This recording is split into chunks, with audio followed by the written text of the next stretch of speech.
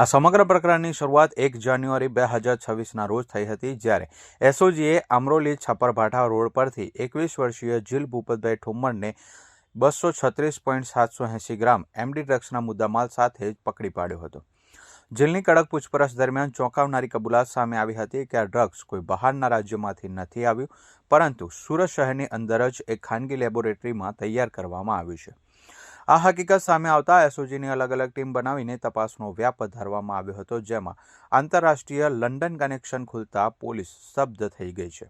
અમરોલીમાંથી 236 ગ્રામ drugs સાથે ઝડપાયેલા જીલ ઠુમ્મરની કબૂલાત બાદ પોલીસે પોલારિસ શોપિંગ સેન્ટરની લેબમાં દરોડા પાડી ડ્રગ્સ બનાવનાર સિનિયર ટેકનિશિયન સહિત કુલ 3 શખ્સોની ધરપકડ કરી છે। લંડનમાં બેઠેલા માસ્ટરમાઇન્ડના ઇશારે અને ફાઇનાન્શિયલ મદદથી શહેરમાં જ નશાનું ઝેર તૈયાર કરી યુવાધનને રવાડે ચડાવવાના આ કાવતરામાં પોલીસે 2.92 લાખનો મુદ્દામાલ, તૈયાર ડ્રગ્સ અને જ્વલનશીલ કેમિકલ્સનો જથ્થો જપ્ત કરી વધુ તપાસ હાથ ધરી છે।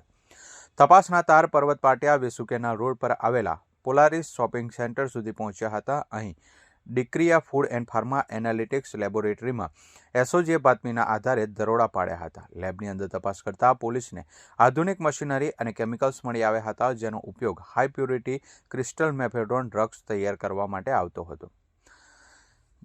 ફૂડ ટેસ્ટિંગના નામે ચાલતી આ લેબ વાસ્તવમાં મોટું ડ્રગ્સ મેન્યુફેક્ચરિંગ યુનિટ હોવાનું સાબિત થયું હતું।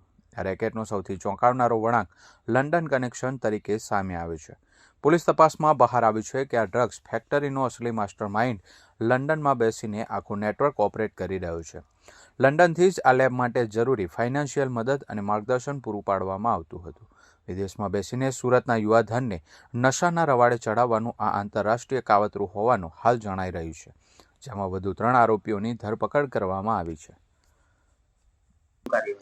એમડી બનાવવાની જે લેબ ઝડપાઈ છે એના અંદર 1 તારીખે અમે કેસ કરેલો અમરેલી 232 ગ્રામ એમડી નો। એમાં જે આરોપી પકડાયેલા જે તે વખતે 2 આરોપી જે છે નાસ્તા પડતા હતા, એમાં કુશાલ રાણપરિયા અને ભરત લાઠિયા બંનેને ગઈકાલે ઝડપી પાડવામાં એમની પૂછપરછ દરમિયાનમાં ખબર પડી કે બ્રિજેશ ગુજરાલ ભાલોડિયા જે છે એ આ ડ્રગ જે છે બનાવતો હતો, કારણ કે પોતે એથર કંપનીમાં સિનિયર કેમિસ્ટ તરીકે કામ કરે છે, પોતે કે એમએસસી કેમિસ્ટ્રી કરેલું છે અને એને અલગ અલગ જે ડ્રગ્સ કઈ રીતે બને, અલગ અલગ કેમિકલ છે એનું નોલેજ છે। તો એ ત્યાં એક લેબ છે ડિક્રિયા કરીને food and pharma analysis lab, ત્યાં એક કમ્પાર્ટમેન્ટ ભાડે રાખીને આ ડ્રગ્સ જે બનાવતો હતો એને પણ પકડવામાં આવેલો છે। જે લેબની અંદર આ જે કમ્પાર્ટમેન્ટ છે એમાં જેટલા પણ સાધનો છે તમામને જે છે મુદ્દામાલની અંદર લેવામાં આવ્યા છે। જે મુદ્દામાલ છે એની વિગત આ પ્રમાણે છે કે ત્યાંથી છે ફનેલ છે, ફ્લાસ્ક છે, પંપ વેક્યુમ છે, ડિજિટલ વોચ છે, વજન કાંટો વગેરે મુદ્દામાલ જે છે જપ્ત કરવામાં આવે છે। જે અલગ અલગ કેમિકલ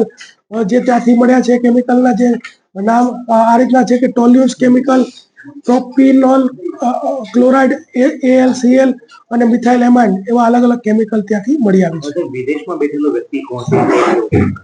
આજે લોકો પકડાયા છે એમાંથી મોટા ભાગના છે માલિબા કોલેજ કેમિસ્ટ્રીના વિદ્યાર્થીઓ છે, અને વિદેશ જે પકડાયા વિદેશમાં લંડનમાં જે છે વ્યક્તિનું નામ જનક જાગાણી છે, એ પણ આ લોકોના ગ્રુપનો જ સભ્ય છે અને એ ત્યાંથી આ લોકોને ગાઈડ કરતો હતો અને ત્યાં સપ્લાય કરવાનું છે એનું ગાઈડન્સ પણ આપતો હતો। જે અત્યારે 16 ગ્રામ જે બ્લુ ક્રિસ્ટલ એમડી પકડાયું છે એ પણ કોઈ મુંબઈ અથવા ગોવાની રેવ પાર્ટીમાં આપવાનું હતું, આવું એણે કીધું હતું કે હું જ્યારે કહું ત્યારે સપ્લાય કરજો। તો એ પણ કાલે કેસ કરવામાં ઝડપેલું છે।